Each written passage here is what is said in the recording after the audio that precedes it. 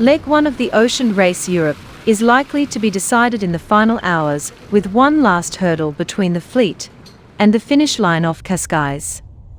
After an adrenaline-fueled day of power reaching through the Atlantic, the 12 weary crews competing in the Ocean Race Europe are facing a challenging final night at sea, as they close in on Cascais, Portugal, the finish of the race's opening leg from Lorient, France.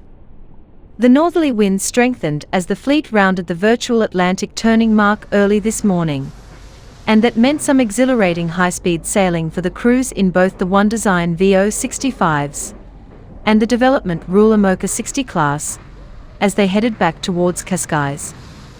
In the Imoca 60 class, the fierce foiling match race between Thomas Ruyen's French entry linked out and the American 11th Hour Racing team, skippered by Charlie and Wright, continued to rage.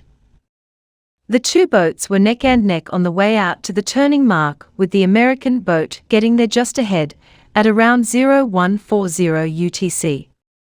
From there, the narrowly separated duo raced flat out towards Cascais at speeds touching 30 knots, as they traded the lead back and forth several times. At around 1100 UTC on Tuesday, the LinkedIn crew appeared to seize the initiative by jibing away to the south, apparently in an effort to stay in the strongest winds.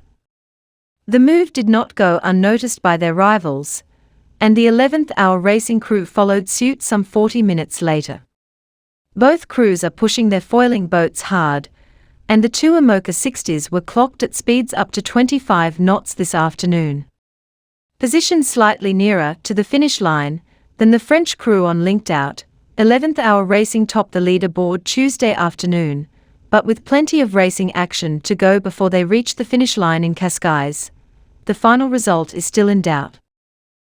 We got to this front that we've now sailed through. It's been pretty windy since yesterday afternoon, and we rounded the virtual waypoint a few hours ago, and we're heading back to Cascais now, and it should be a very wet and windy day, I think.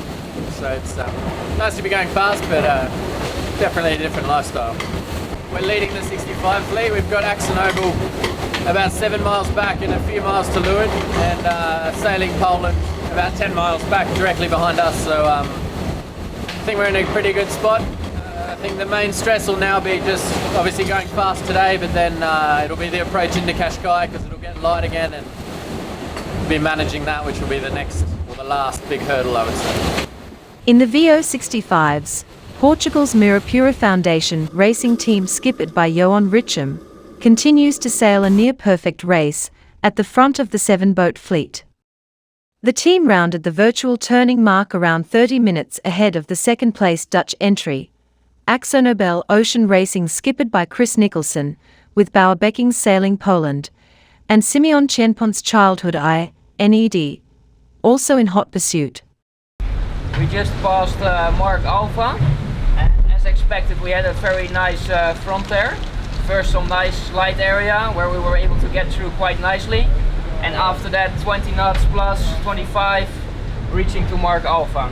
And currently we're on our way back to the finish line, to Cascais. It is noticeable on the race tracker that Axonobel Ocean Racing has been sailing a lower and slightly faster course than their rivals ahead and astern. The ETA in Cascais will be influenced by conditions near the finish.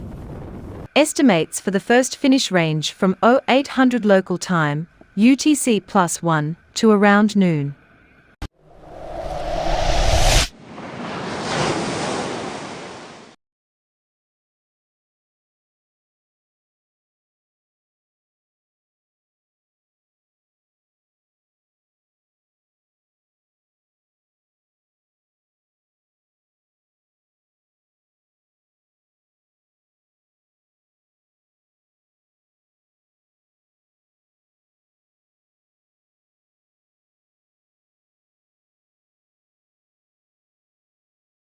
It's been pretty windy since yesterday afternoon, and we rounded the virtual waypoint a few hours ago, and we're heading back to Cascais now, said Jack Boutell, watch captain on the Mirapura Foundation racing team boat.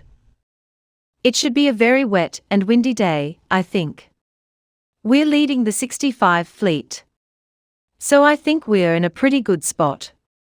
I think the main stress will now be just obviously going fast today, but then in the approach into Cascais it gets light again, and managing that will be the last big hurdle, I would say. The full fleet should arrive within about 4 hours from first to final boat across the line.